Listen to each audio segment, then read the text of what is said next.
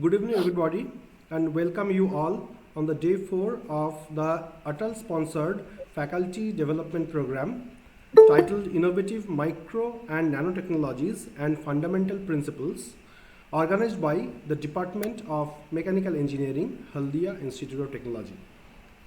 So we have today's eminent speaker with us, Dr. Mohammad Suhail Rizvi. Let us give a brief about Dr. Rizvi. Dr. Mohammad Suhail Rizvi is presently serving as Assistant Professor in the Department of Biomedical Engineering at Indian Institute of Technology, Hyderabad. Dr. Rizvi has done his BTech and PhD from the Department of Biological Sciences and Bioengineering at Indian Institute of Technology, Kanpur. He has worked as a postdoctoral fellow at Le Centre National de la Recherche Scientifique, or CNRS, in Grenoble, France, before joining IIT Hyderabad. Dr. Rizvi's research interest is in the field of biofluid mechanics, microfluidics, and mechanical properties of biological tissues. He has published several scientific papers in peer-reviewed journals and authored several book chapters and earned many accolades from the research communities. So with this brief introduction, the floor is open for Dr. Rizvi for his deliberation. Thank you, Shurub, and thank you, Professor Bose and the organizers for giving me this opportunity to present to present, I mean, some of the recent progress or the progress which we have made, not me, but the scientific community as a whole in the area of micro and nanotechnology. So first of all, I mean, I congratulate all the organizers to having organizing this FDP program on such an emerging area, such an interdisciplinary area where I believe people are I mean, the list of speakers which I saw, they involve people from very diverse and interdisciplinary background. So I'm assuming the participants are also as diverse. Yeah. Yes, Professor Rizvi, this is to inform you that some of the participants are from industry also. Yeah, that's excellent. Yes, so that's usually we lack in academia. Yeah. Apart from academics, there are many participants from industry in and around Haldia. Great. That is an excellent news. Okay, so I will now share my screen and then we'll start. So I'm sharing my screen. Please let me know if you can see it. Can you see my screen? Yes, it's clear. Okay. Okay, great.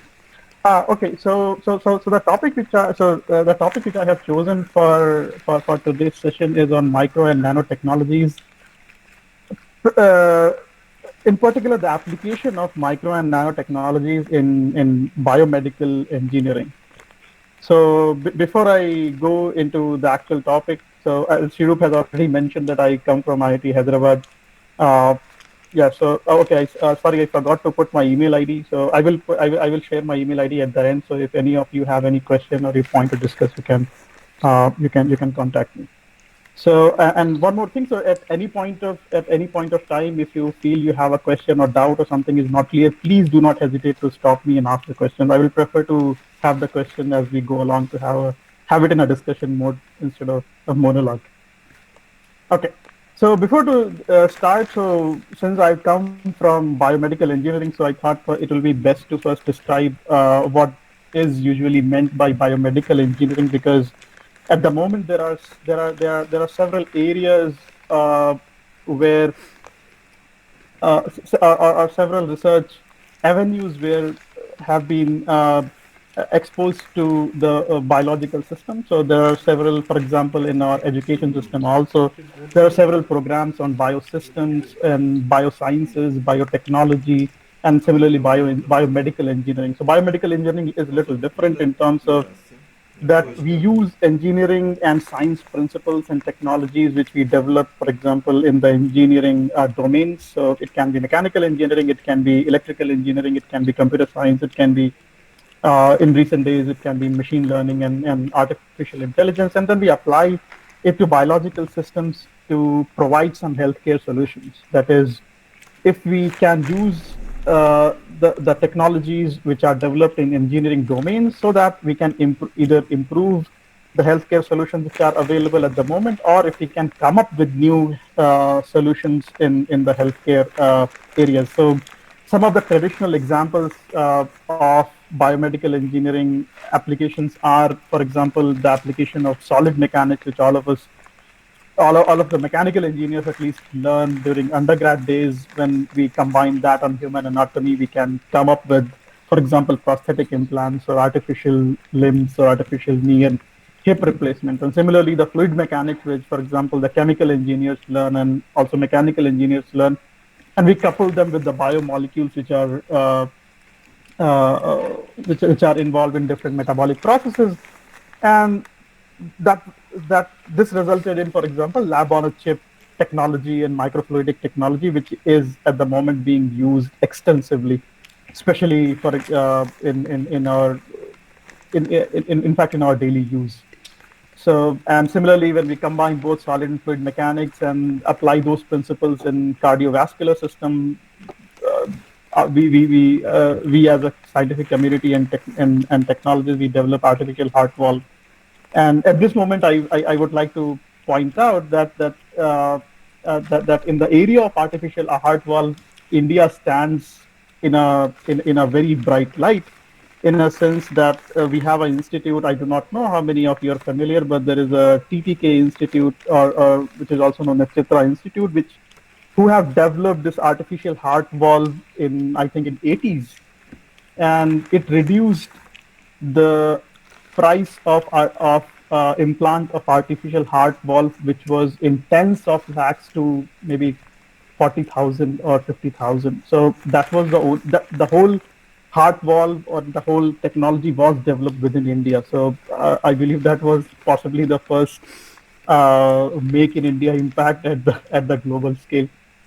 And similarly, if we come out from the mechanical engineering domain to, let's say, the electrical engineering, there also we have signal processing or the image processing technologies which have been developed mainly for engineering applications, which when it was coupled with physiological signals and speech and human anatomy, we got different healthcare applications in terms of ECG, EEG, MRI, and ultrasound, and CT, and whatnot.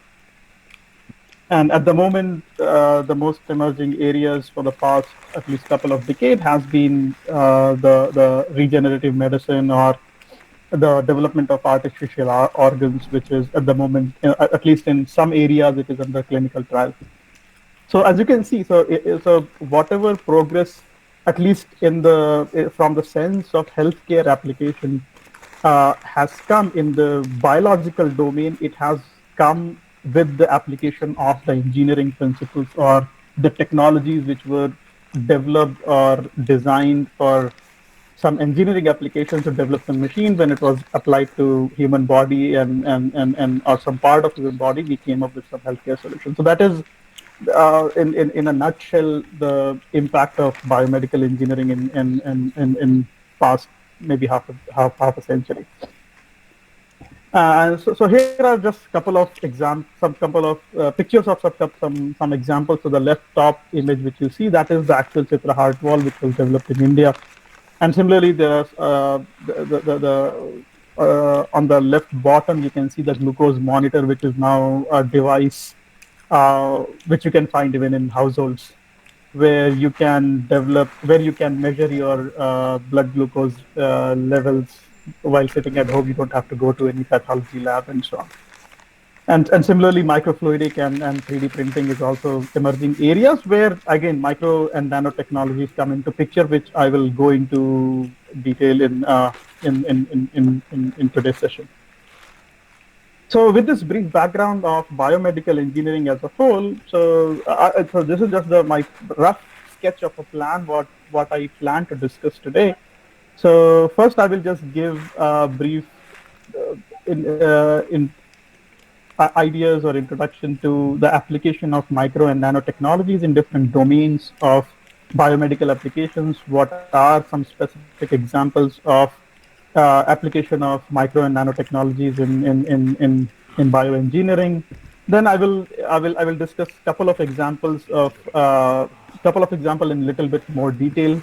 And I believe we have two sessions. One is from 7 to 8 p.m. today, and then from other one is from 8 to 9. So from the second session from 8 to 9, I'm going to discuss the mechanical modeling of tissue engineering scaffolds in extensive detail, so that we know how the engineering principles are used in the development of nanotechnology, which is associated for the tissue engineering.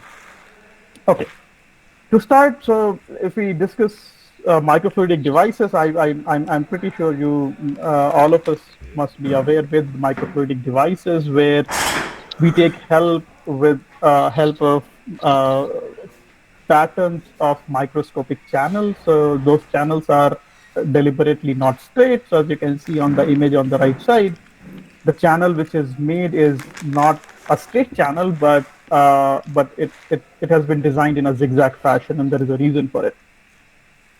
So in these microfluidic devices, you can basically perform biochemical reactions at a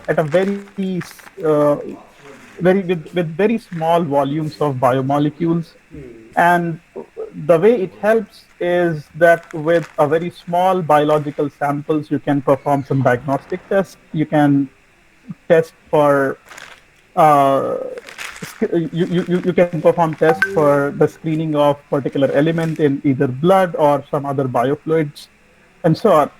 And and one of the most popular, at least in the layman sense, application of microfluidic devices is the example is of lab on a chip, that is miniaturized labs at the microscopic scale, where uh, this a single chip can perform function of for example, a pathology lab, where the concentration of different biomolecules can be detected with a very small volumes of the biofluids. So at this scale, again, this is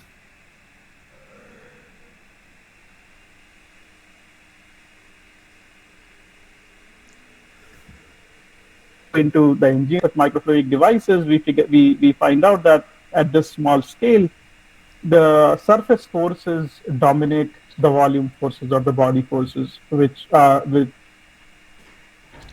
usually at the length scale of centimeters or meters, which we usually are familiar in our daily lives. There, the body forces dominate most of the processes, but at the smaller length scale of as this one, which is of the size of microns, there the surface forces play much more important role than the body forces.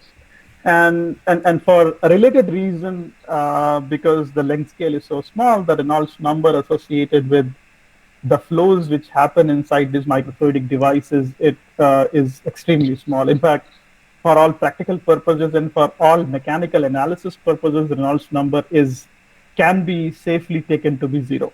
So if those of you who are from fluid mechanics background, we know that the flow of a fluid, at least the Newtonian fluid, can be described in terms of Navier-Stokes equation. But if the Reynolds number is zero, that leads to, then we can get rid of some terms in the Navier-Stokes equation, and we are left with the Stokes equation. And that helps in some sense that from the mechanical analysis perspective, we have gotten rid of some terms, so we can perform analysis easily. But this also presents challenges in other aspects, and the challenge comes in terms of in the form of very slow mixing of the biofluids. So since the flow is very slow, or Reynolds number is practically zero, so if there are two fluids which are coming together in one channel, they do not mix very easily. So since they are not mixing very easily, so we have to do something extra so that they mix, so that because the mixing due to diffusion is very, very slow. So that is one of the reasons why if you see any microfluidic device or any lab on a chip device, you are going to see that the channels are never straight. The channels are made in a zigzag fashion so that you can induce or you can enhance the rate of mixing between two biofluids. And similarly, the other challenge which comes is in terms of its fabrication. আটকে আছে এই আটকাটা কোথায় আমাদের এখানে ওর ওখানে কিছু বলছে চলে গেল Hello, can you hear me? Yes, Can you hear? now we Okay. can hear you. Okay, so when was I disconnected? Hello, Shiruk, when was I disconnected? Yes, hello. Yeah, should I repeat or should I continue from here? For around say 30 seconds, you were not audible. Just. Okay. So the thing which I covered at the last was that because of the low Reynolds number values, the mixing of the two fluids in a microfluidic device is extremely slow. So that is one of the reasons why the channels in microfluidic devices are constructed in a zigzag fashion to enhance the rate of mixing of the biofluids. So another area where micro and nanotechnologies are one of the central pillar in bioengineering is nanomedicine. So as the name suggests itself, that it is nanomedicine, so that means nanotechnology is the central part. And there, so one of the central objective of nanomedicine is to devise nanoparticles or microscopic particles which can carry drug at desired location. So at the moment there are extensive research going on all over the place, and there are a lot of research groups which are even working within India, where they are trying to formulate and construct nano carriers which can take drugs to a desired location. So for just to give an example, let's say if there is a patient who has, for example, a tumor in their body, and most of the treatment mechanisms which the conventional treatment mechanisms involve, for example, chemotherapy or radiotherapy. So for example, in case of chemotherapy, some drugs are given which lead to the death of the cancer cells, but it also has a negative impact in terms of the action of those drugs on the normal cells, normal biological cells, and not tumor cells. So that is one of the side effects of chemotherapy, for example. So one of the objective of nanomedicine is to deliver such strong or such potent drugs to specific locations, for example, to specific locations where the tumor is located, so that the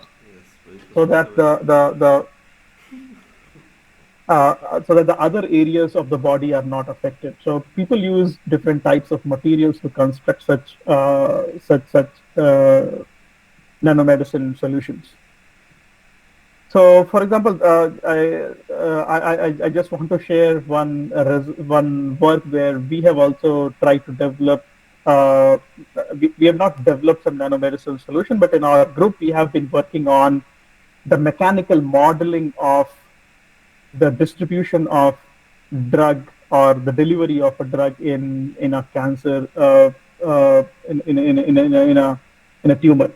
So if you see the two movies which are running at the moment, so that shows the growth of a tumor spheroid or as a function of time. So how the tumor grows. And the second movie which has with silver nanoparticles, which is labeled as silver nanoparticles. So there, what we do is in a mathematical model which we perform numerical simulation of. There we also apply silver nanoparticles. So in the presence of silver nanoparticles, we can see from this movie itself that the growth of the tumor spheroid actually slows down. So here I'm just showing the final result. I'm not going into the details of the mathematical modeling and the details equations which we are solving. here, but from these, but here also the mechanical analysis of the forces, force distribution, and diffusion of say oxygen and other nutrient is extremely important when we are trying to perform mechanical analysis, for example, of a tumor spheroid for nanomedicine application.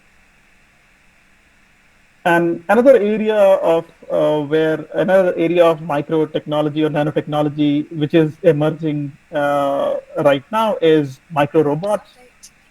So I don't think we need volume, but this is just a movie which is showing a magnetic robot which is moving inside a fluid uh, uh, in the presence of a magnetic field.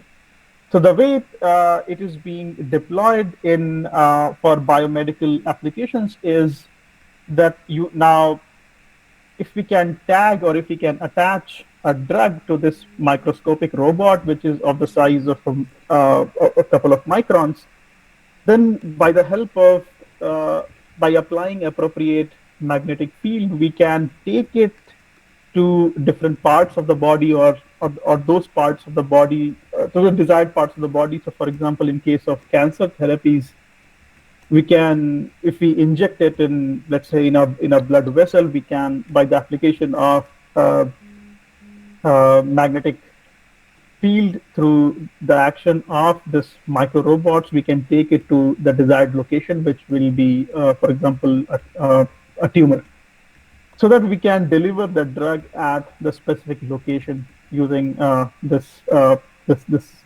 experimental this technology. So I will come to micro robots later also in the talk to just show how we perform the mechanical analysis of the motion of such devices. Okay, I just want to confirm if I'm still online and you can hear me. So Yes, yes, we can hear you. okay. So if you have any question, please stop me. Okay. So another area. So this is just a broad area where nanotechnology has been used in I would say the past 30, 40 years now, is the design of biomaterials specifically for specific implants. So here I'm just showing a couple of examples of biomaterials which are synthesized with the help of one specific method, which is known as electrospinning. And so electrospinning is one technology to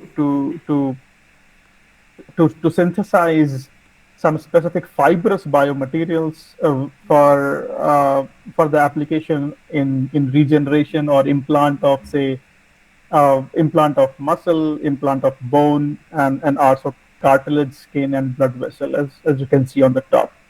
And these electrospun fiber materials have also are also being used as to help or to promote wound healing. So there are technologies available with which involve such microfibers, where a drug which promotes healing of wound is also attached to those fibers, and the whole material is used as a dressing material on a wound, so that it promotes wound healing and fastens the process of healing of the wound. And similarly, these materials are also being used right now in for the development of biosensors as well. Okay, so as I mentioned, the example of drug delivery. So here there are some specific examples of drug delivery vehicles which are designed with the help of nanotechnology. So one of the most, I would say, in promising are for example, liposomes, which are made up of lipid bilayers, where the drug can be attached either. Drug can be packed in the interior of the liposome, or it can also be attached at the surface of liposome, and then it can be delivered at the location. So the mechanism of delivery I will come on the next slide. But there are different types of solutions. Solution in a sense in the sense of technologies which are available at the moment, which are some of them are in clinical use now, and some of them are still under experimental investigation and clinical trial level. So the thing which I want to highlight here is in the aspect of drug delivery and nanotechnology is the way or the mechanisms through which the targeted drug delivery can be achieved. So here I'm showing one example of targeted delivery of a molecule with the help of ultrasound. So ultrasounds are nothing but mechanical waves. So they are also used for diagnostic purposes for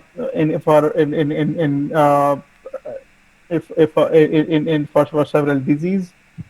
And these days there is extensive research going on in terms of using ultrasound as the mechanism of delivery of a drug from these nanocarriers, which I have shown on this particular slide.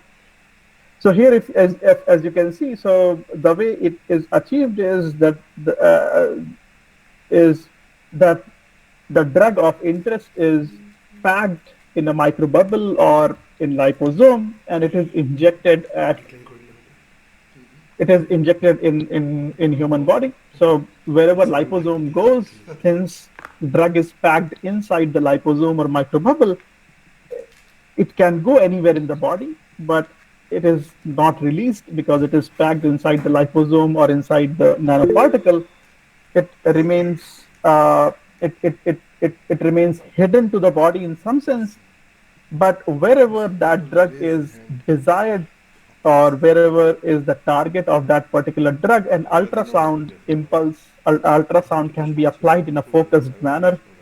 So the way we can focus a light beam or a light wave, we can also focus an ultrasound wave. Suhail, just yes. One participant has raised hand, Mr. Kaushik Okay. Mondal. If you have any question, you can ask. Yes, please. Mr. Mondal. Okay, I guess there is some problem at his end. So I think you can continue. I mean, okay. So if there is any, if you have any question and you are having difficulty in, then you can also type the question and we can answer. Yeah. Okay. Okay. Yeah. So we use the mechanism which is used is known as focused ultrasound. So ultrasound can also be focused, and it can be focused at a particular location inside the body. And when it is focused inside the body, the mechanical wave or the sound wave of very high frequency. So when I'm talking about this ultrasound for a drug delivery mechanism, purpose, it's the frequency of the sound is very high in the order of megahertz. So the application of this ultrasound on liposomes of these microbubble creates very high mechanical stress, and the increase in the mechanical stress due to application of ultrasound leads to the rupture of the liposome or the rupture of the microbubble, which leads to the release of the drug at the location where the ultrasound had been focused. I think there is someone has raised their hand.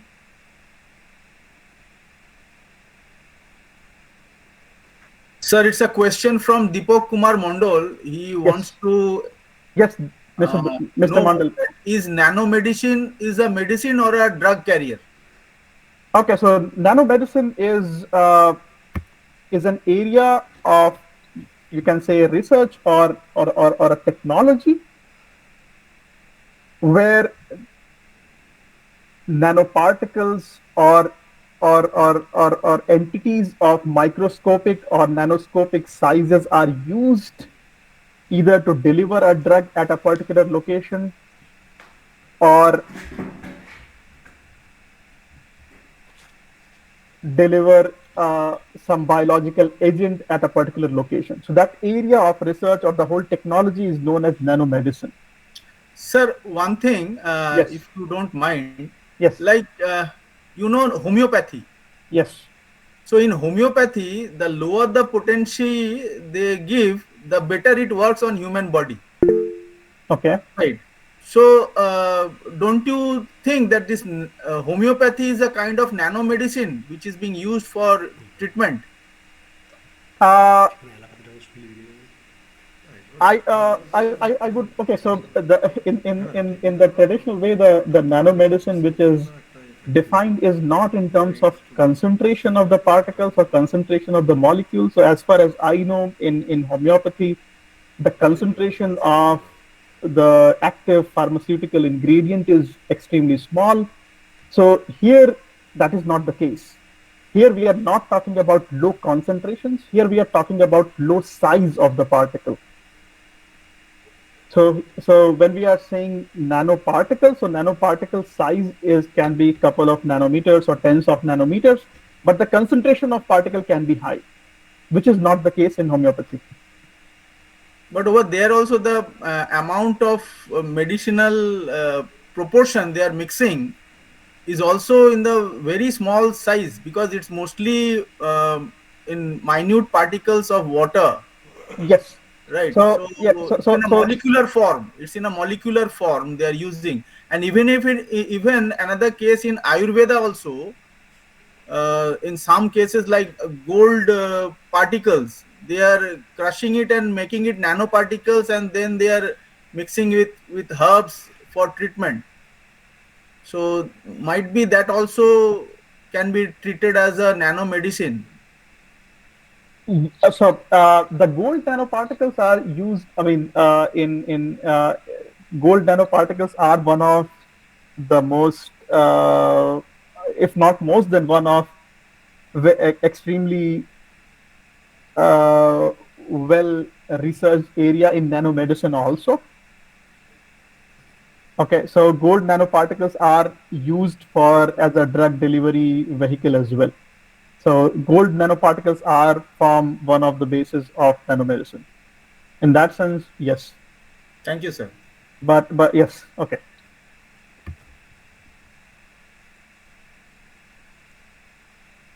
Yes. So okay. So just to recap. So here, when we are talking about drug delivery or nanomedicine, we are not only we are not only deploying uh, very small quantities or very small molecules, because the molecules can be large as well. But the thing which is more important as far as the nanomedicine or the drug delivery processes are concerned is the targeting. That is, we are not sending or we are not giving in most of the nanoparticle based drug delivery approaches, the particles are not, for example, given orally. So they are given intravenously, and then they are designed in a way so that they go to a particular location inside the body. So ultrasound is one mechanism. There are other mechanisms as well through which the particles are targeted to go at a particular location and act at a particular location only, not throughout the body. Okay, so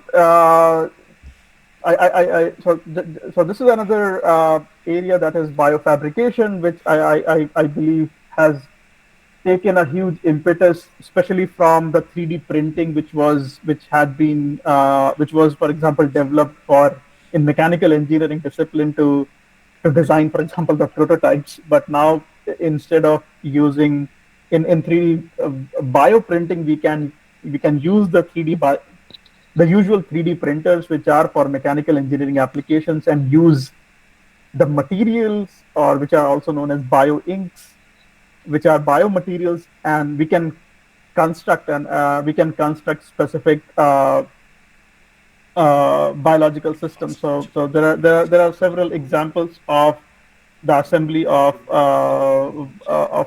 biological structures using 3D three-dimensional bioprinting. Yeah. So I will come to tissue engineering in more detail in my next session. But here, just to give you an idea of tissue engineering application where we use biological cells and some scaffolds or engineering materials which can be fibrous in nature, which can be very extremely porous materials, which are also known as hydrogels. And when we apply some mechanical forces on the assembly of cells and uh, uh, such fibrous and porous materials, then we design and or we also provide appropriate nutrient and biological biomolecules so that the whole assembly can develop into desired tissue type. So I will come to it in a little bit more detail. But the main examples or the main three pillars of the tissue engineering are, for example, cells and the biomaterial and the mechanical stimulus, or in some cases, electrical stimulus or a chemical stimulus. So all these three components form are basically the central pillars of the tissue engineering. But the thing which I want to go into in little more detail in my second session is the scaffold, or how we can use the principles of mechanical engineering in the designing of such scaffolds. So as far as scaffolds are concerned, there are three main properties which are extremely important. One is the material itself, that is what material the scaffold is made up of. And second is what is its microstructure, whether what types of pore it has, if it is a fibrous structure, whether fibers are aligned or whether fibers are randomly arranged, and and third property is the mechanics of scaffold, whether scaffold is very rigid, okay, or rigid is not the correct word, is very stiff, or it's a soft material. So those are one of are the properties with which we where we use the principles of engineering, specifically mechanical engineering and the and material science, to optimize all of these properties to come up with a scaffold for a particular application. So I will come to it in my next session. So we use there are ways we use constitutive modeling, which again going back to engineering areas where which has been developed centuries back for conventional materials like metals and ceramics and other civil applications. Now is also being applied to biological materials and biological and tissue engineering scaffolds. So, for example, so I have titled this slide as going back to fundamentals, because traditionally we perform constitutive modeling, and many a times the way we do it is we try to, let's say, analyze the mechanical response of any material or any system. We take, for example, take help from some finite element software. Just on top of my head, let's say Abacus. So in Abacus, we generate the geometry of whatever system we are trying to analyze. We give it appropriate mechanical properties and the boundary conditions and initial conditions if the problem is dynamic, and then run the simulation and Abacus, and then see how are the mechanical stresses distributed in the whole system.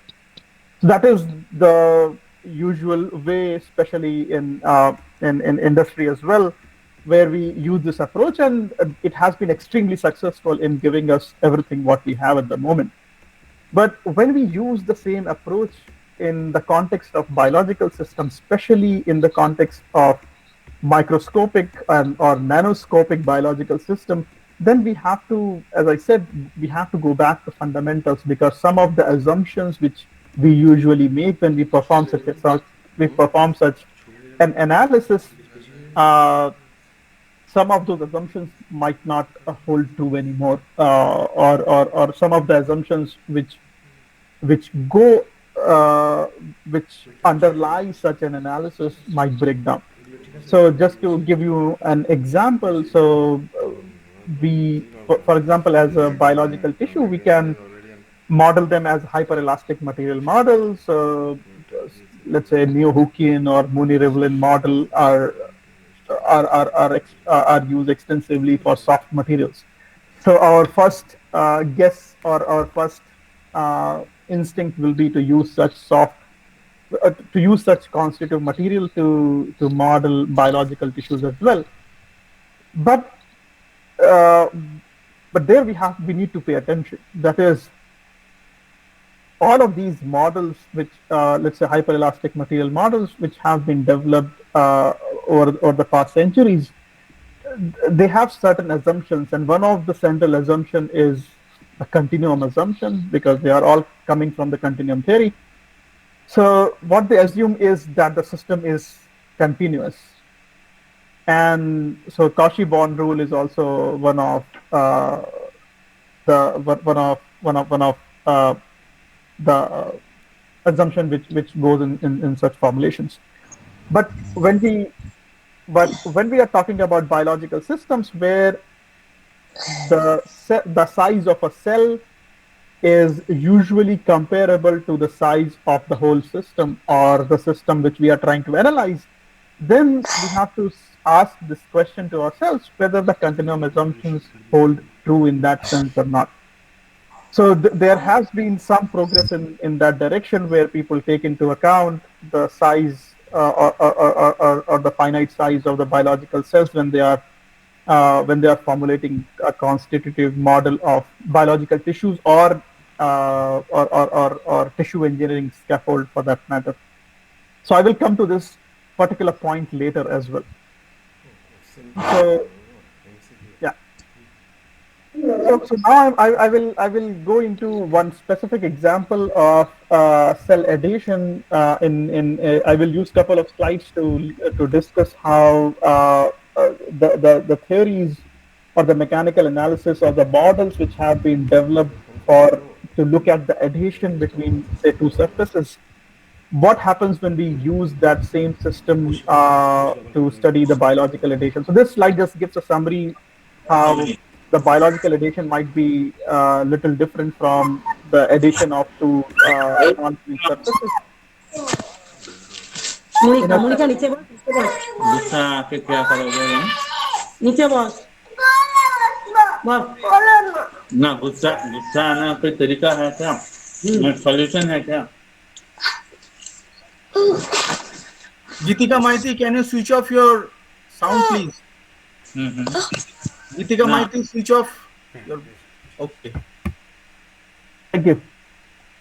So yeah, so as far as biological adhesion is concerned, again, this is at the nanoscopic level, where molecules of size of couple of nanometers from two surfaces. So those two surfaces can be two surfaces of biological cells, and those two molecules can come in contact and form a bond of different types, and that can lead to the addition of a cell to a substrate, or addition between two cells.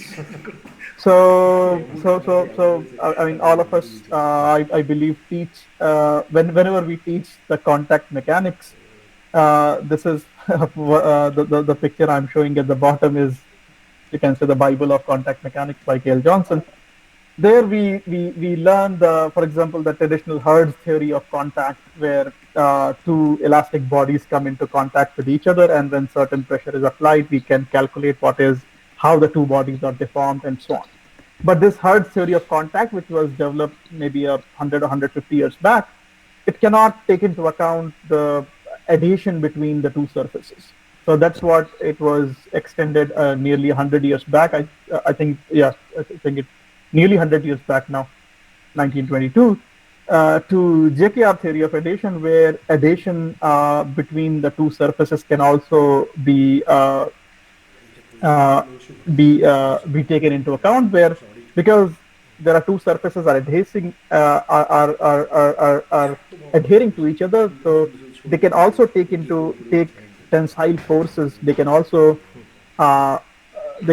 resist the tensile forces, which the Herd theory cannot. So now the next avenue which I see, at least in my in my opinion, is to go from JKR theory of addition to bioaddition, which is slightly different, which I will come in on the next slide. So how is bioaddition different from traditional, let's say, JKR theory? In a sense that since biological addition is based on uh, nano size or nanometer size biomolecules, which from the two surfaces, which leads to the addition. So this is also sometimes known as ligand receptor based addition. So the reason why bioaddition is different from the conventional JKR type of addition is because of the time scales involved. So the time scale, or the typical time or characteristic time for the formation of a bond between the two biomolecules can be of the similar size, or at least similar order of magnitude, as that of the cellular dynamics. Or by cellular dynamics, I mean the processes of the cells in which we are interested. So let's say if you are performing some, if you are devising, for example, or designing some microfluidic device where you want the cell to adhere to the microchannel, there the time scale of the motion of the cell can be similar, or can be of the same order of magnitude as the time scale of the formation of bond between the cell and the channel of the microfluidic device. So since the time scales are similar, time scales are at least same order of magnitude, we cannot really apply the JKR theory, because in JKR theory, one of the assumption goes that the molecules which are involved in formation of the addition, the time scale of the addition and time scale of the time scale of the motion of the two bodies is very different. So the formation of bond happens instantaneously at a very fast pace, while the two bodies are moving at a very slow pace, relatively. In case of biological molecules, that is not the case. So that's again the reason why I have titled my slide as going back to fundamentals. That is, again, we have to go back to fundamentals. That again, one of the assumption is, for example, broken in this in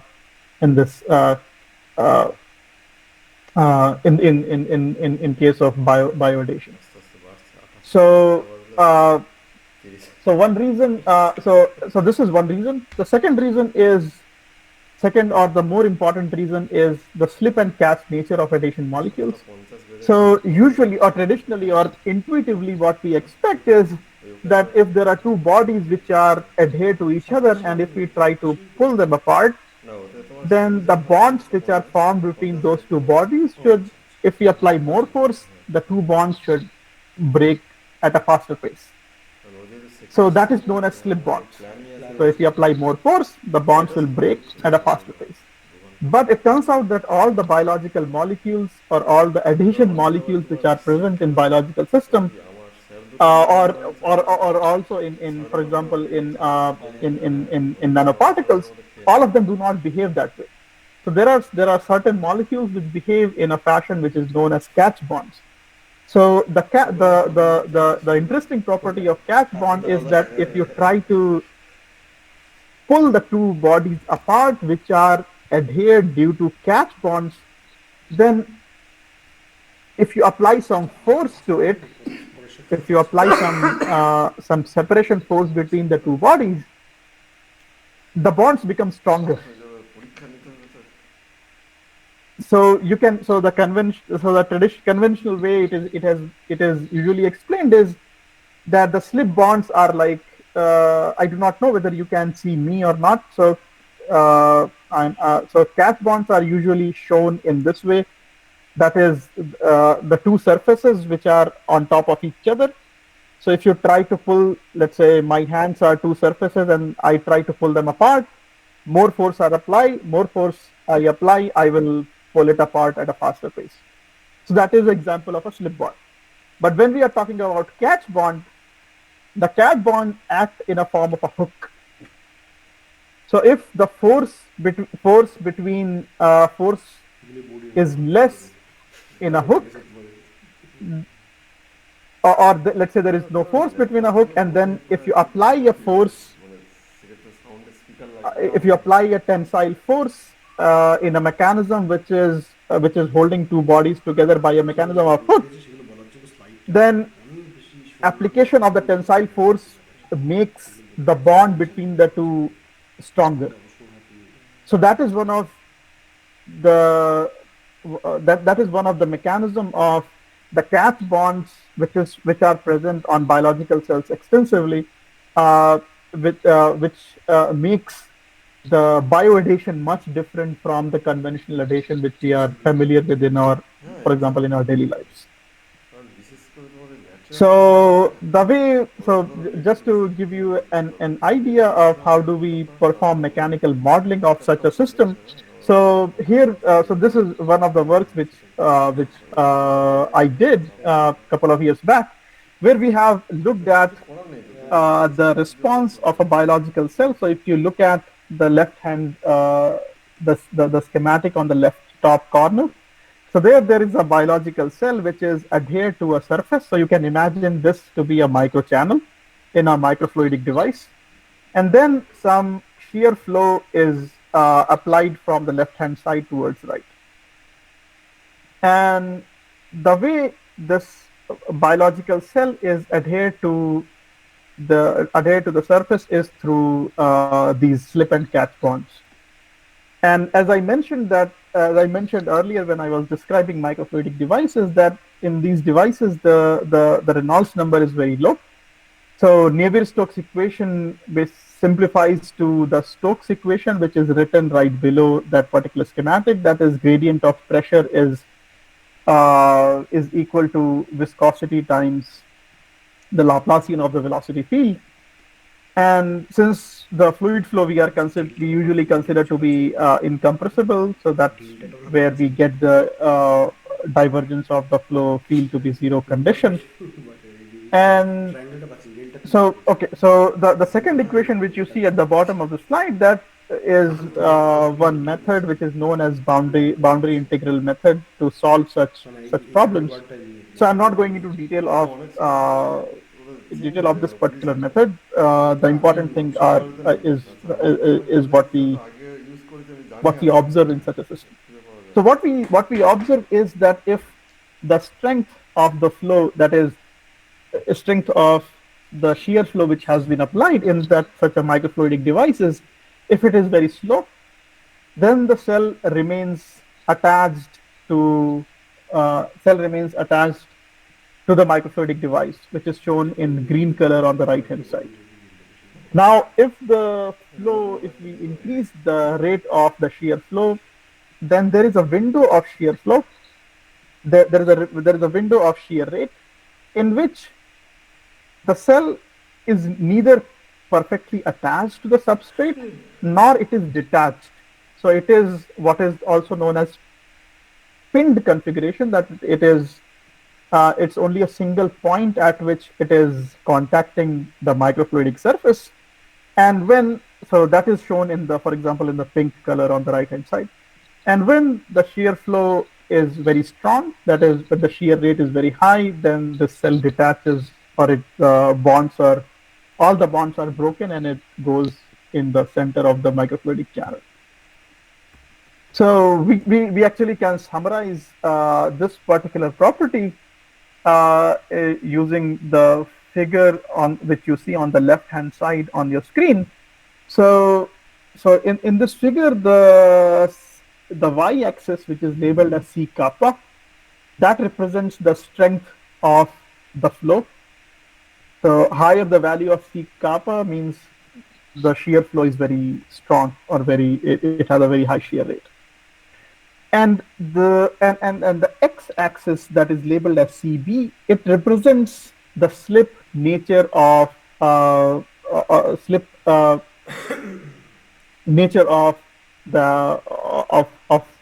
adhesion molecules. So for very low values of CB, that is the left hand side of left extreme of this particular plot, corresponds to the conventional adhesion, or you can say, in some sense, the JKR type of adhesion, which we study in the for example, in mechanics courses. So the left extreme of this particular plot corresponds to the conventional adhesion, or you can also say Leonard-Jones type of adhesion. So where we see three types of configuration: one is perfectly adhered, the second is pinned configuration, and third is detached configuration. However, when we look at the when we model the same thing using biological adhesion, where slip and catch nature is taken into account, that is when the value of CB is large. There, for example, you can see the pinned configuration is not observed. So that is one reason why in biological systems we do not see such an pinned configuration of deformable bodies under shear flow. So on the right hand side also, I'm just showing similar plots of the velocity field around this particular cell.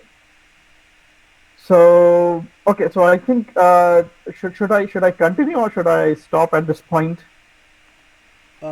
It's up to you. I mean, there is a provision of small break. So if Okay, you want so to, maybe we can take a break, and then I will continue. I think. sure. Just when one question has come, maybe Yes. we can take a break after you answer this question. Yes, absolutely. So the question is, artery wall is porous. How this can be taken into consideration for modeling? That is a very interesting and very important question.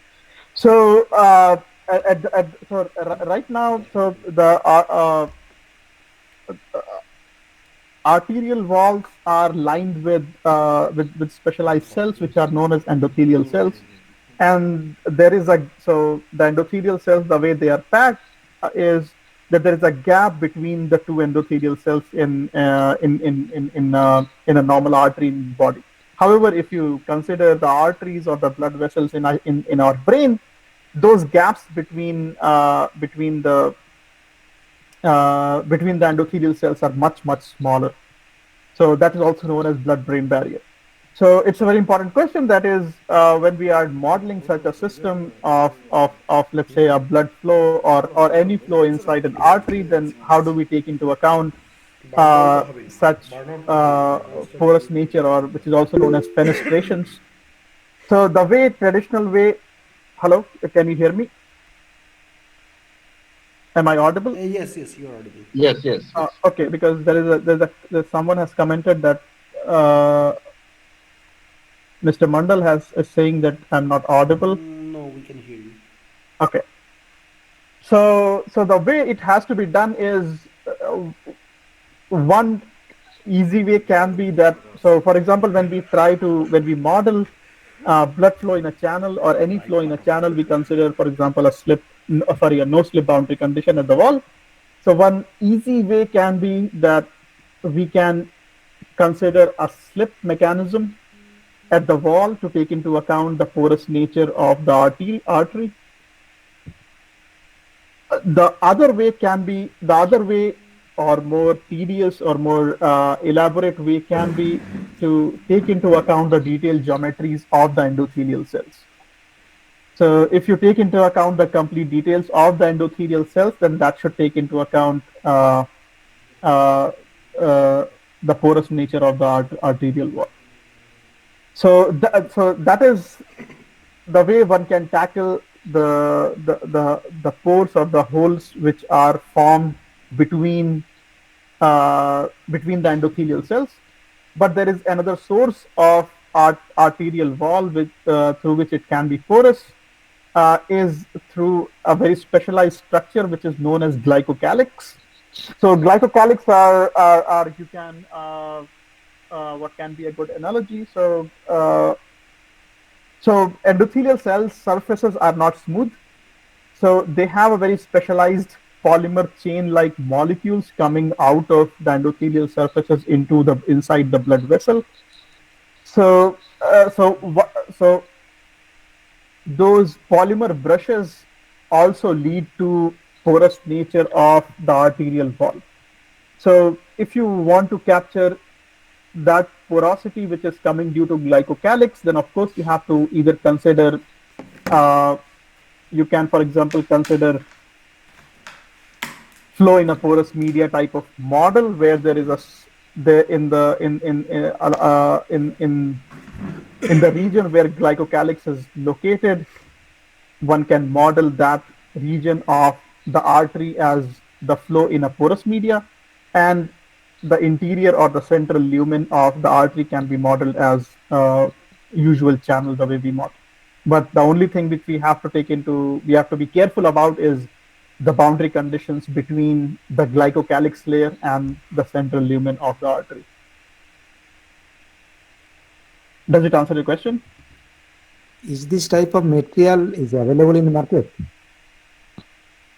Can you please repeat your question? I could not hear you. If I go for some experiment with this type of blood vessel, yes, is it available in the market? Is it available in the market? That is, I do not have an answer for that right now, whether there is an material available in market, but I'm sure that it is, I mean, there are ways one can synthesize these materials in lab. I'm not an expert there, so I cannot really precisely answer with what are the mechanisms or what are the methods to construct or synthesize such materials. Glycocalyx, but glycocalyx are nothing but polymer chains, mainly sugar chains. So in chemical engineering domain, so chemical engineer, at least some of my colleagues here who work on polymer materials, so they have ways to synthesize polymer brushes. So polymer brushes can be taken as a model system for glycocalyx. But I do not know whether such materials are available in market. Okay, sir. Okay, sir. Okay, thank you. Okay, Dr. Rizvi, we can take a small break maybe. Yes. We will join. So right now it's 6:08. We can join in 10 minutes. Sure. Yeah. So we looked at a couple of some examples from application of micro and nano technologies in biomedical engineering applications. So this is another area I want to discuss because I have worked on and I like this personally very much. That is the area of micro swimmers, which is very emerging area in the past maybe past decade. So all of us, I mean, know all of us have seen things which swim. Of course, I mean, a lot of us also swim, but there are entities at the microscopic scales. They also can perform swimming mechanism. They also can perform swimming motion to move from one scale to the other. So here I'm just showing a couple of examples. One is Chlamydomonas, that is one very small microorganism which has two flagellae, and it moves their flagellae in a periodic fashion to swim.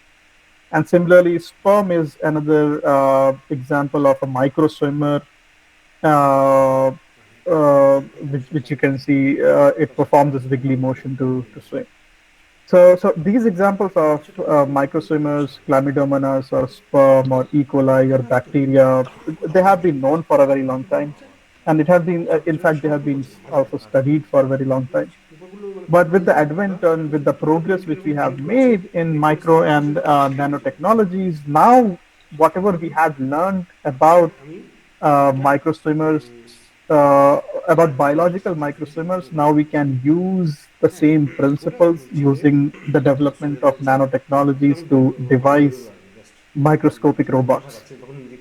So here also you can see there is a micro robot which is, I believe, based on magnetic fields, and application of magnetic field can make it swim or make it go from one location to the other inside fluid. So as I mentioned earlier, that such devices are at the moment are under extensive research as potential carriers for different drugs or different molecules inside the body. So as far as the mechanics of such an entity is concerned, so since all of them are of microscopic size, so when we are saying chlamydomonas is of the size of a couple of microns, at the maximum 10 microns, and similarly sperm is also micron size. So for the same reason which was there in case of microfluidic devices, the same reason is here. That is, the motion of such entities is also very slow, and because of their small size, the Reynolds number is very low. So that's why it is also called they move with non-inertial motion.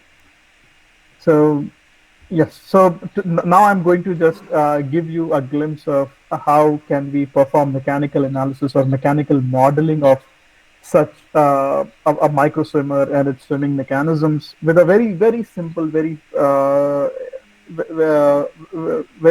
simple model. Okay, so here is a very simple setup. So you can see the triangle on the left side of the screen. So this triangle is constructed by having three small particles which are connected by three springs in a triangular fashion. So triangular fashion is just for one particular, for a reason which is not important right now. So you can also consider these three particles connected in a straight line fashion. That will also work equally well. For here, let's say it is connected in a triangular fashion, and now there are some forces, there are some sinusoidal forces or periodic forces which act between any pairs of particles. So you can see the forces which are labeled as F12 or F23 or F13. So those are the forces which are acting between, so let's say force F12, which is a sinusoidal force, an oscillatory force, which acts between the top particle and the left particle. So what this force is going to do?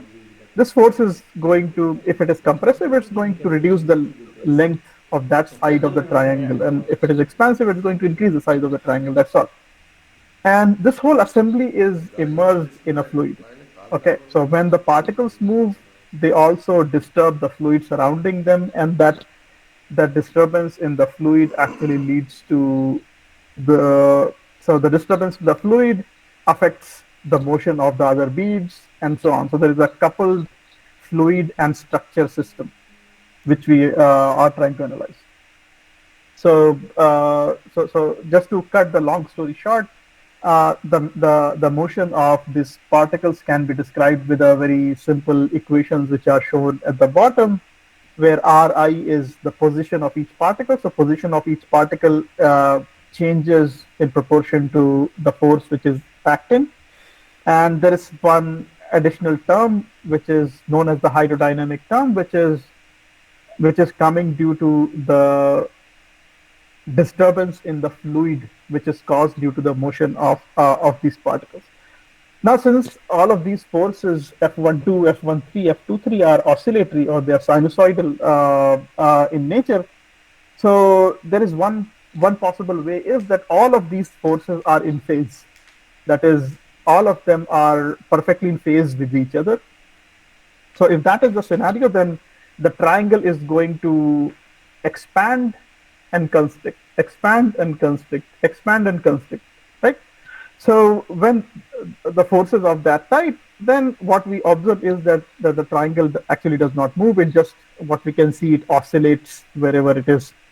But if there is one side of the triangle at which this oscillatory force has a different phase, so the difference in phase is denoted by alpha 2 on the figure on the right hand side.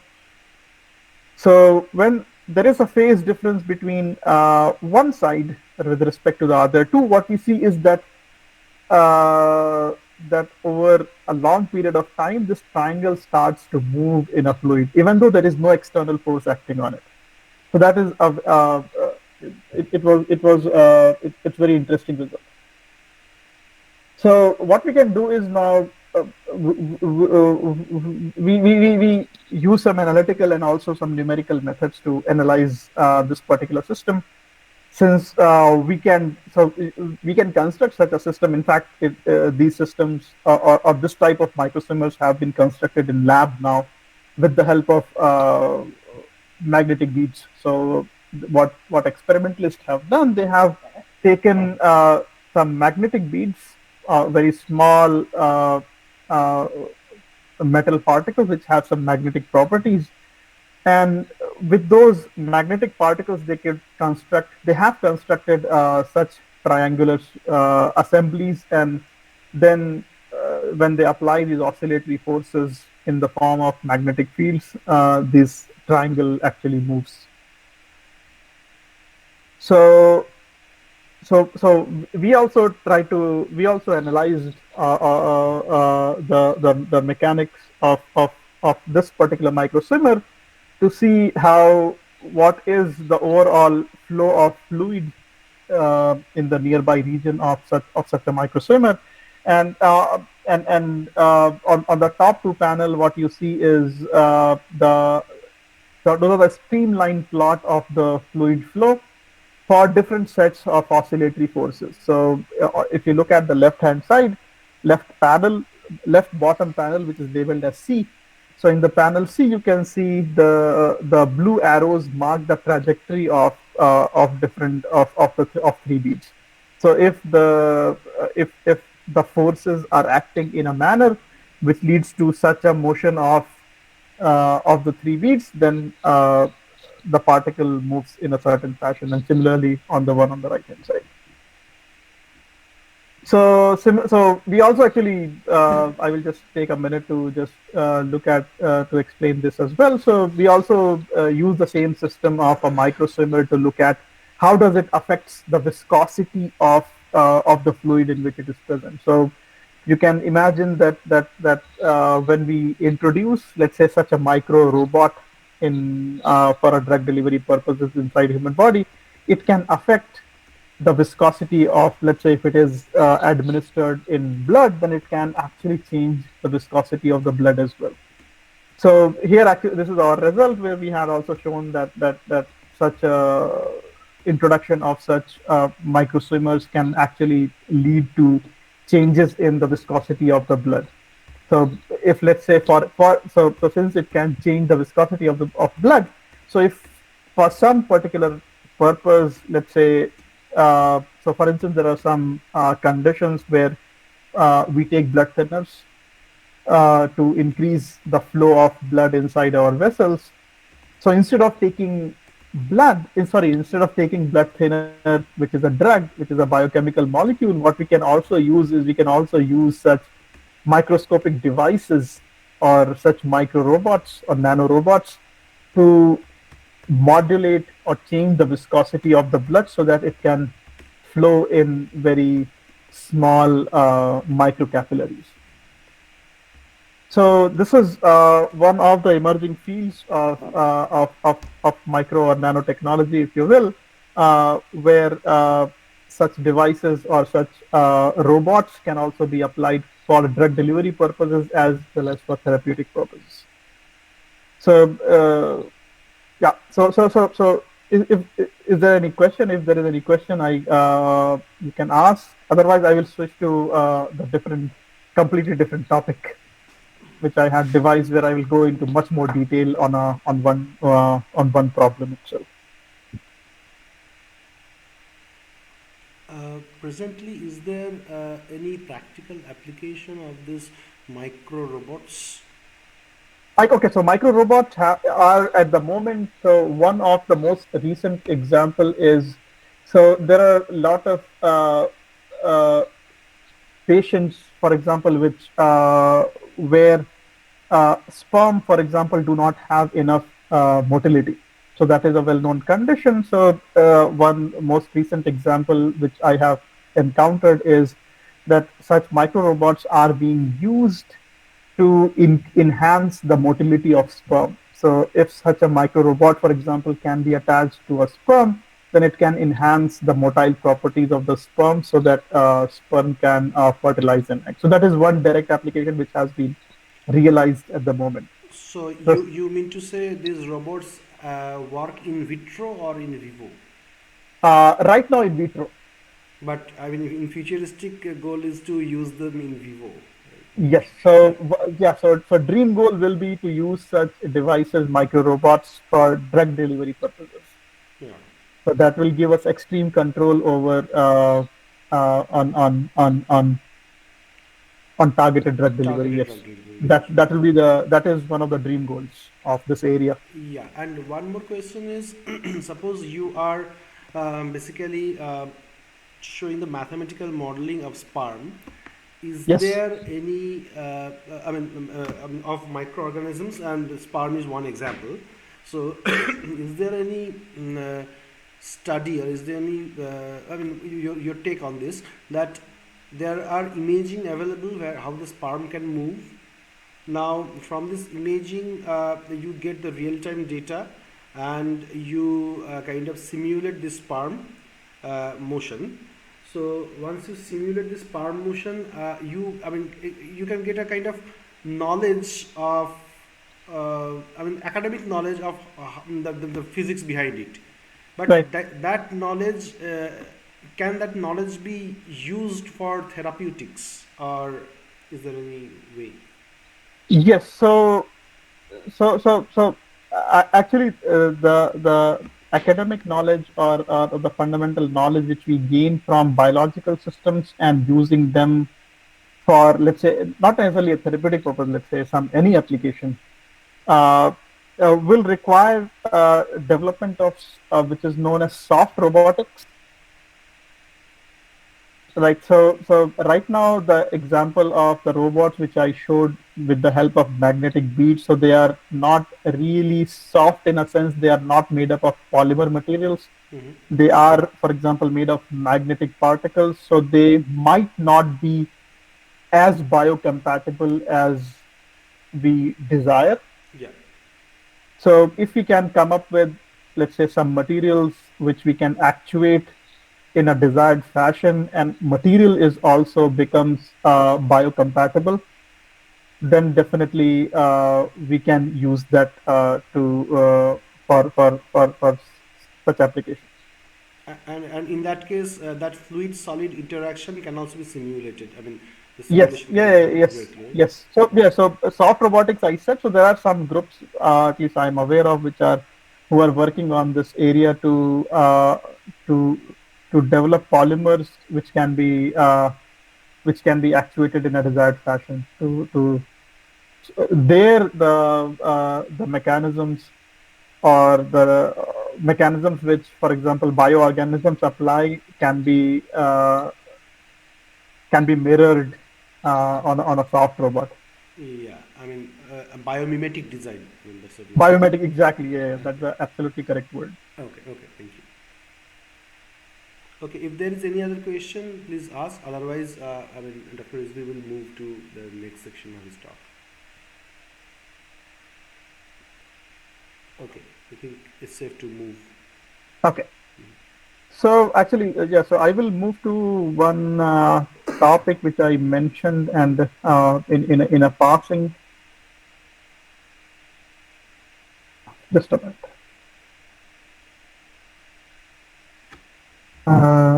During introduction. So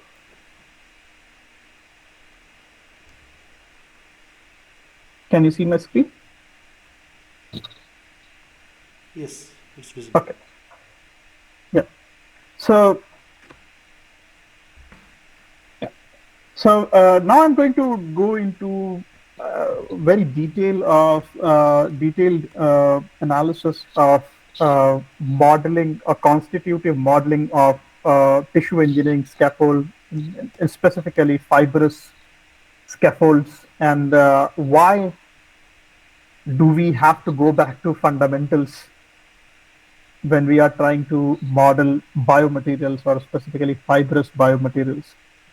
So here on my screen, you can see some examples of fibrous biomaterials. So fibrin or collagen, or those are the materials which are derived from biological systems. And then there are also synthetic polymer systems as well, which one can construct in, which one can synthesize in lab. And they have several applications. Of course, I mentioned this in the context of tissue engineering, but they are also used in filtration media, for example, and also in nanosensors. So one of the main reasons why the mechanical analysis or the mechanics of these materials are important comes from this very remarkable study from 2006, which showed that if you take a stem cell, so stem cells are those cells in our body which are which are not uh, which do not have any specific function at any point of time, but they can take a particular function if they are given a certain specific type of environment. So conventionally, it was thought that it's only the chemical environment which is important for the conversion of those cells to non-specialized cells to specialized cells. But it turns out, at least this study, what it showed was if you have those non-specialized cells and you put them on substrates or you put them on materials which are having different mechanical stiffness, then also they become specialized cells.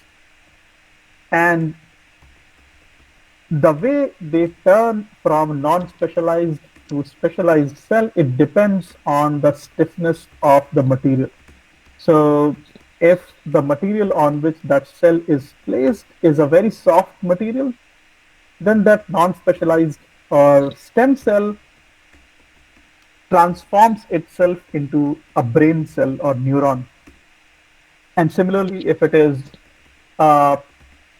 if it is put on a very stiff material like glass, then it turns into a bone cell, or the cells which are formed in our bones.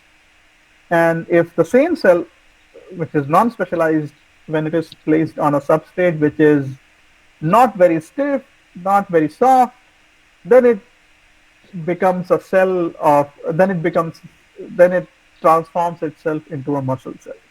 So what this particular work showed was that the mechanical properties or the mechanical behavior of the material on which the cell comes in contact with can affect its function. So yeah, so just to summarize, so we know that, so this was one of the pioneering studies, and after that we have seen there have been several studies which have shown that the mechanics and structure of any substrate can affect the rate of proliferation of cell, the property of the cell movement or migration or cell spreading and alignment and everything. So basically, the mechanics and structure of the material can affect biological cells in tremendous ways. So that's why the mechanical or the study of the mechanics or mechanical response of biomaterial is very, very important. Yeah. So the way we study or the way we characterize any material mechanically is by two ways, of course. Either one can perform mathematical modeling or one can do mechanical simulation, computational simulation, or one we can perform experiments. So these two approaches are not completely detached from each other. So in fact, they are complementary. We for example, the way in research, for example, we perform experiment, we get some data from experiment, we use that data to formulate a model, and then we perform some computational simulation if required, and those models make some predictions, and then we test those predictions using experiments again, and then again go back to modeling if required. So this cycle keeps on going. So yeah, so in that sense, these two approaches are complementary to each other. But when we are trying to model the mechanical behavior of any material, so not necessarily biomaterial, uh, we consider them to be as a continuum.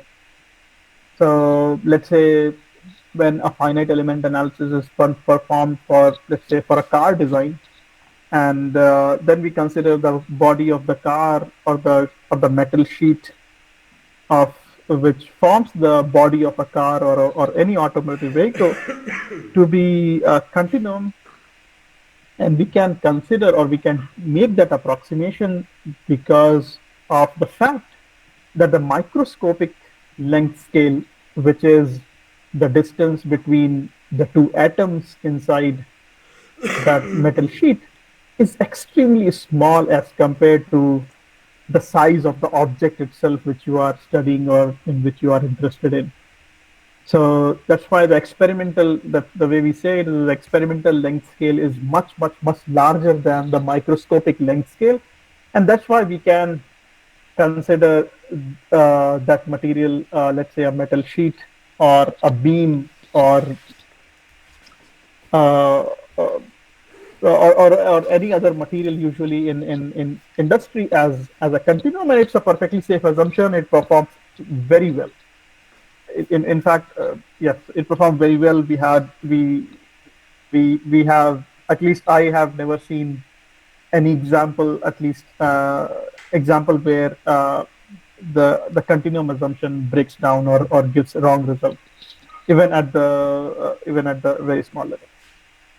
So again, so just to recap, so the continuum assumption works because the experimental length scale or the size of the object is much larger than the microscopic length scale, that is the distance between atoms. But that is not the case when we come to biomaterials, or when we come to specifically the fibrous biomaterials. Because when we are talking about the experimental length scale in biomaterials, then the experimental length scale can be the size of a cell, because a cell is what comes in contact with the biomaterial or tissue engineering scaffold. So a cell can be, let's say, a couple of microns long, and the microscopic length scale, which can be the diameter of the fiber, or which can be, let's say, the spacing between the two fibers, that can also be of the order of micron or so in that sense, in these materials, the experimental length scale is definitely not very large as compared to the microscopic length scale. So what this leads to is that the continuum assumption is basically breaks down. So if the continuum assumption breaks down, then we cannot use any of the theories which have been developed, for example, as hyperelastic materials, to model such systems. So this is one of the fundamental difference as far as the continuum modeling of or constitutive modeling of microscopic biomaterials are concerned. So we have to be extremely careful about it.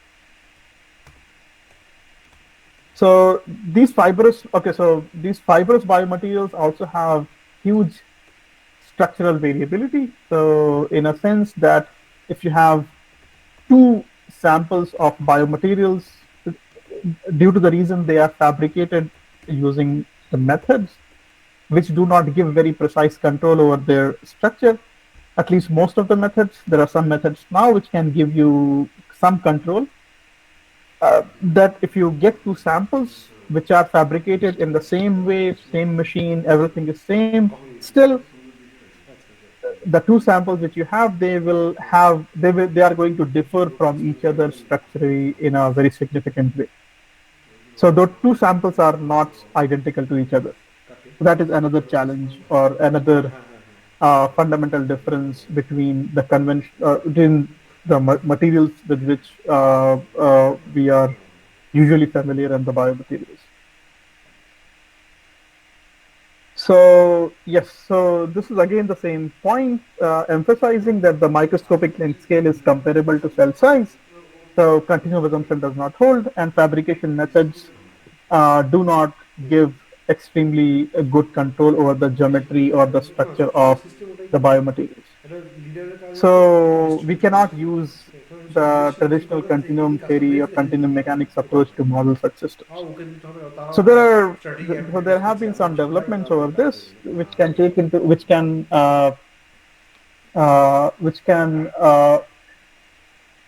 account these two challenges. So one is the approach which is known as peridynamics, and other is the discrete fiber modeling. So I'm going to describe both of them in next. So in peridynamic model, the way we consider this is that, let's say, if so in this you are considering a body which has some point which is located at R, and when it is deformed, this particular material point goes to a new location which is defined as chi R. And so when we are modeling this system using continuum assumption, then all the interactions between this particle and its neighbors are concerned. We only take into account local interactions. But when we are performing peridynamic modeling, then we also take into account non-local interactions. That is, interaction of this particular red dot with the materials which is not necessarily close to it. And the other reason, or the other aspect, which was the structural variability. So in the modeling framework, in the models, we can take into account in the form of statistical description. That is, we can describe either the random or aligned arrangement of the fibers using probability density functions. Okay. And once we have this particular description, that is, we are going to take into account non-local interactions, and we are also going to describe the arrangement of the fibers in terms of probability density, we can write down that the total energy, which is somewhat similar to the energy which we usually write when we are modeling the hyperelastic material. But this energy is not based on the continuum assumption, but it is based on it is based on the non-local interaction as well. So in the context of the fibrous materials, so this energy has two contributions. One comes from the stretching of the fibers or fiber elongation, and the other one which comes from the bending of the fibers, and then we can integrate over all possible configurations of the fibers to obtain the total energy of the system. Okay, so I'm not going to go into the details of this. So if anyone wants to know about it, I mean, you can ask it at the end of the talk, then I can explain it in more detail. So this was the approach from the peridynamic perspective, where at the end you can still write down total energy, and from energy you can obtain mechanical stresses or the traction forces, if you will. And the other approach is to consider a discrete fiber model, so which basically considers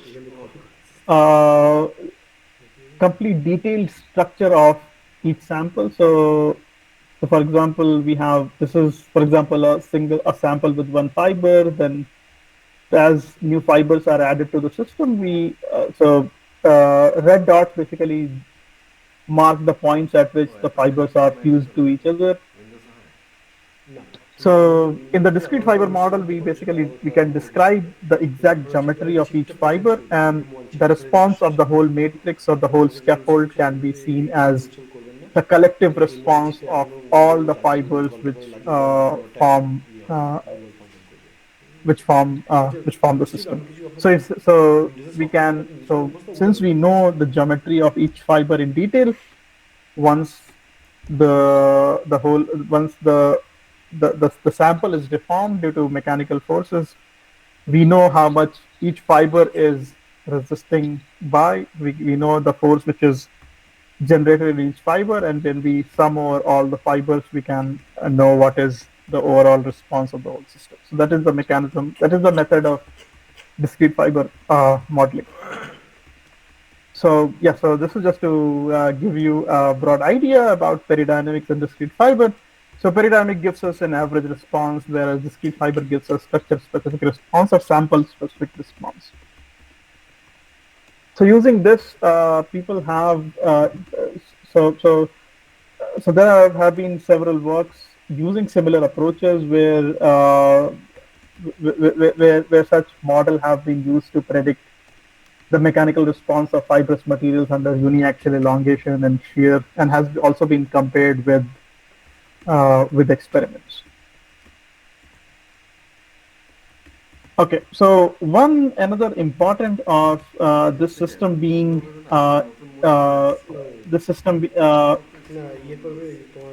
the microscopic length scale being comparable to the sample size.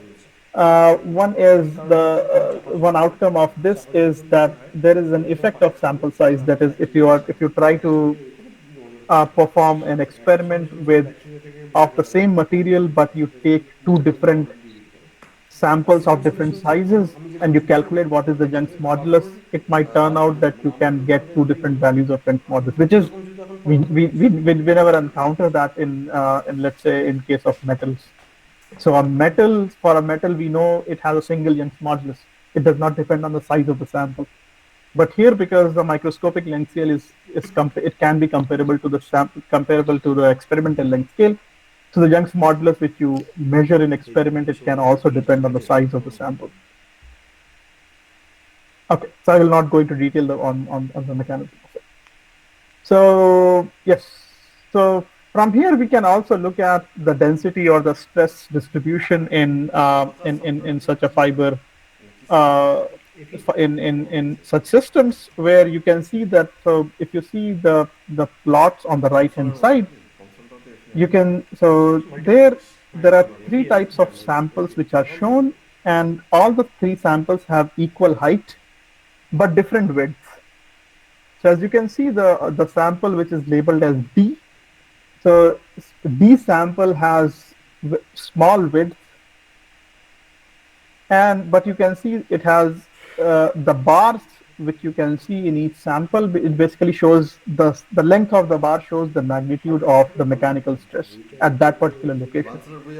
So you can see that the bars are, so for a sample with small width is showing higher mechanical stress as compared to a sample which is wider in its dimension, where the stresses are small. So here you can see that even though we are applying the same mechanical deformation, but because of different sizes of the sample, the stress generation in the system is also different. So that is also another effect of sample size which we observe in these systems, in these microscopic systems or nanofiber system, which we never observe in conventional say metals. And similarly, there is also an effect of the structural arrangement of the fibers on the distribution of mechanical stresses. So the bottom plot is showing two systems with different structural arrangement of the fibers, and that reflects in the distribution of the mechanical stress as well.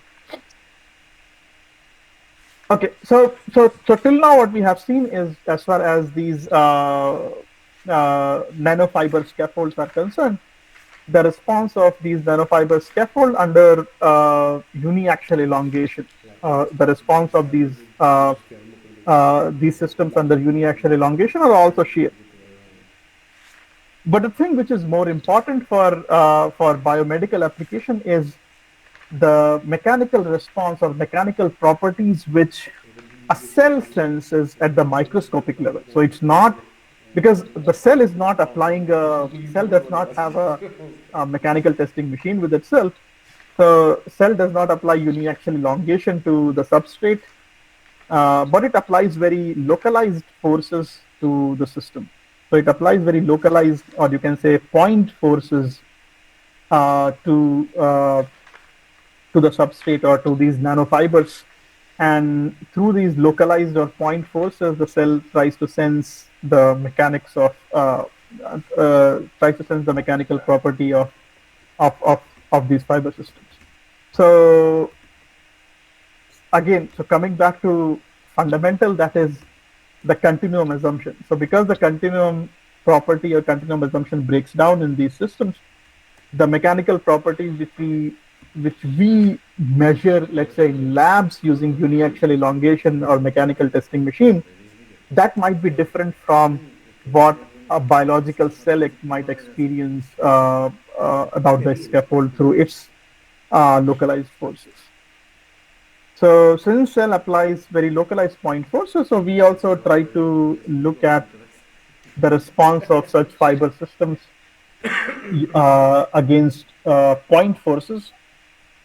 So, okay, so let me explain this plot. So let me explain this diagram first.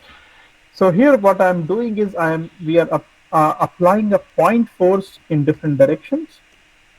So if you see this spider type of shape, so it has some, so if you consider one leg of this spider, so it has some part of it is red and some part of it is blue.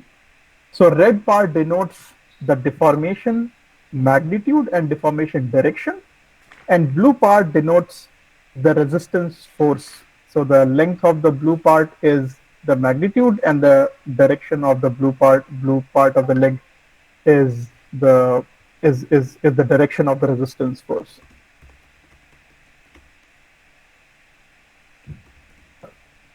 So as you can see from this particular plot, that when we apply the same point forces in different directions at different locations in on a square sample of such nanofiber system, what we observe is, first of all, that the response of the nanofiber system against point force is not isotropic. It is different in different directions. And also, it is, in addition to being anisotropic or different in different directions, it is also not homogeneous. That is, it is also not same in all the, for example, in all the 9 locations which I'm showing on the plot right now. So even though at the macroscopic level with on the uniaxial elongation, we might get we can measure the Young's modulus, but for us, from the perspective of a biological cell, the mechanical response or the mechanical property or the stiffness it is going to sense, it depends on where the cell is located on this nanofiber system, and the direction in which the cell is applying the forces. So that is very important. And in fact, this has also been seen in experiments where it was seen that the cells which are close to the boundary, they behave differently as compared to the cells which are far away from the boundary. Right. So yeah, so this is another extension of the same of the same model, where instead of applying point force, we model the interaction of the complete interaction of the cell and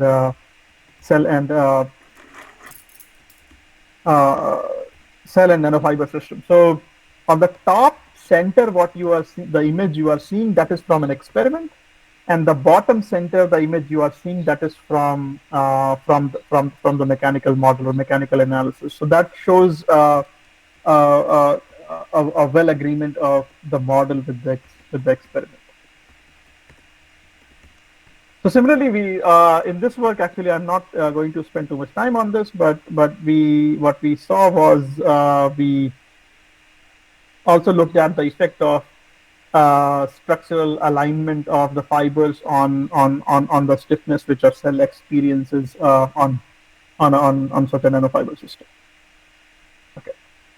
So yeah, so this is just to summarize what we have seen, at least in this part, in this part of my talk. That is, uh, uh, continuum modeling of mechanical behavior of biomaterial is not always appropriate. And I think if nothing else, then this is if you cannot take anything else, then I hope that you can take at least this message, that when you try to apply the engineering principles or engineering models to for biological applications, especially in the microscopic and nanotechnologies, then we should always check whether the underlying assumptions which are there for the modeling of engineering systems, whether all of the assumptions are met or not. So the assumption of, for example, in this case, the assumption of a material being continuum does not hold. So we have to take care of that. And similarly, in the previous part, where I showed that some of the assumptions, when we are trying to, let's say, considering bioadhesion between two surfaces, there also the assumptions of, for example, JKR theory do not hold. So we have to take into account the slip and catch nature of the biological molecules which participate in adhesion. So in that sense, we should, as far as the application of micro and nanotechnologies in biomedical application is concerned, we should always go back and check whether the fundamental assumptions are met or not, so that we can, if there is any deviation from the assumptions, we should take care of it when we are trying to perform mechanical analysis of such a system. Okay, so this will be it from my side. So if there are any more questions, I'll be more than happy to answer.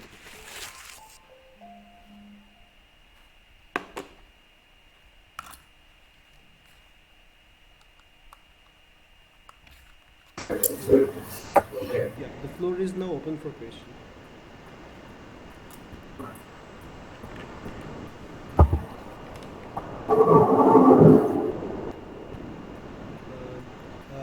Suhail, I have one question. Yes. In the first part, you have mentioned about the no, it's not for any specific topic, but rather you have given an overview of the general micro and nanotechnology where biomedical applications can be applied, and also with a focus on mechanics. Okay. Yes. So in this regard, what I'm asking, that if you are aware of a particular situation, say bone we know as a solid material, Right. but in effect there are fluid solid interactions within it, and it also has piezoelectric property. Right. Okay, and all of this fluid flow within the solid canals of the bone and the piezoelectric property, flow of ions, they ultimately do the bone remodeling, or if there is a fracture healing, all these. So are you aware of any research work or any practical application that came out of the fluid solid interaction or multi-physics interaction simulation? Yes. So that's a very interesting question, I would say. Interesting in a sense that okay, so there has been a lot of work, not now, but let's say 40, 50 years back, there has been a lot of work in this area of especially the bone mechanics, and I think also on the, not as much on piezoelectric properties, but most of the work had been very superficial because of the limitations of, let's say, the computational approaches which were not there 40 years back. But now we have different multiphysics solver systems like COMSOLVE in our hands. Since then, I do not think, at least I am not aware of, where all of these things have been coupled together. That is the piezoelectric properties, solid and fluid, and also the remodeling and growth part of the bone. Okay, so that is one avenue. So in fact, as far as uh, modeling of not only bone but of any biological systems is concerned, uh, uh, uh, uh, one thing actually which I also uh, uh, tell in my all of my classes that if you are trying to study biological modeling, then you should not restrict yourself to one domain, because if you are trying to look at any biological system in its entirety, you cannot restrict yourself either to solid mechanics or to fluid mechanics or to mechanics. You have to take into account all possible aspect of engineering, then only you will be able to understand. And this is very important in that sense, that at least I'm not aware of where all of these properties of the bone have been taken into account from the modeling perspective. Okay. Yes. Yeah. Any other question? So I'm sharing my slide just to show, just to share my web page and email ID. If you have any, if you are more interested in my work, you can go on my web page and see. And if you want to interact, you can always drop me an email.